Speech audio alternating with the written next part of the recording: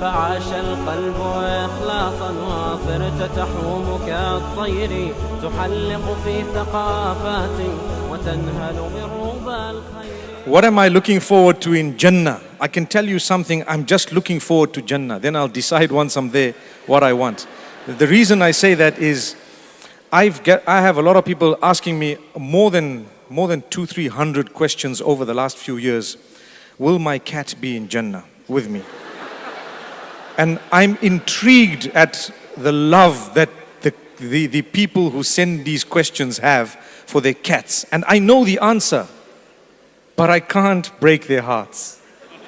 So I have to tell them, the Almighty promises you, and He promised all of us, and this is a serious matter.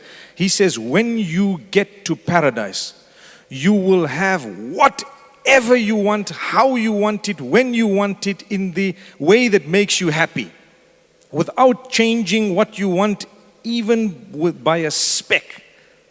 So I sit and I think people have husbands they don't like, people have wives they don't want, people have animals, people have so much, and I think to myself, what's going to happen to them? They just need to know, please get there, then you're going to see what's going to happen.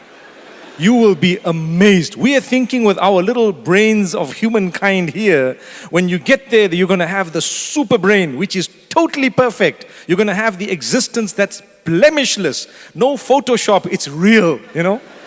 It's real. You don't have to try and change things. No makeup, it's actually fact. That's who you are. And if you want to be someone different while you're thinking, you're changing. If someone wants to see you different, they'll be seeing you different while you're seeing yourself different. I can't even explain. So then I tell them, you know what, please just get to paradise first. Talk about your cat there. If you think about the cat when you're there, I promise you'll get the cat. But the question is, will you think about your cat? Yes, I definitely will. That's what they say. But the answer is, hang on, it reminds me of one thing. Sorry, I'm taking one more minute. It reminds me of one thing. I said it in the Philippines, and I might have said it again elsewhere. Say it again for a fourth time. You know, in 1960, we used to have Mercedes, right?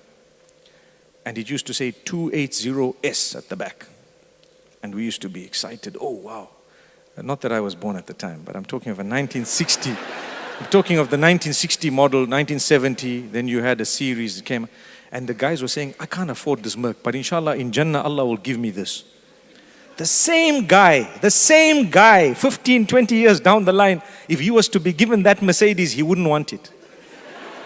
So if I decide now what I want in paradise, maybe 10 years later I won't want it. The Ferraris and the Porsches, the 911 that was so famous when I was young, today people don't look at it. I promise you, they wouldn't want it. But it would be so cheap for me to decide, hey, look at this S-Class, look at how beautiful. Allah, give me this in Jannah.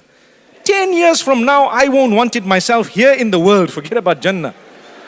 Because the model is gonna change, everything changes. So this goes to show, my brothers and sisters, it's a fact. When we say we want something in Jannah, this is what I'm gonna do in Jannah, you know what? Forget about all of that. Just prepare for Jannah. Just make sure you are there. Once you're there, trust me, you'll never be let down. People say, if men get this, what am I gonna get? I promise you, you're gonna get better than men. You know, I always say, you know, it's a question that a lot of people don't like, but I want to raise it, okay? They say, so the men are going to get women. So what are the women going to get? I say, they're going to get men. What else? I mean, what else? I mean, it's really so when you get there, I don't want to talk about the details. Please, let's get there. When we get there, we will definitely be the most pleased. So don't ask me, what do you want to do there? Please, I just want to get there. If I'm there, I'm a happy man. Inshallah, I see you guys there. Say Ameen. Inshallah.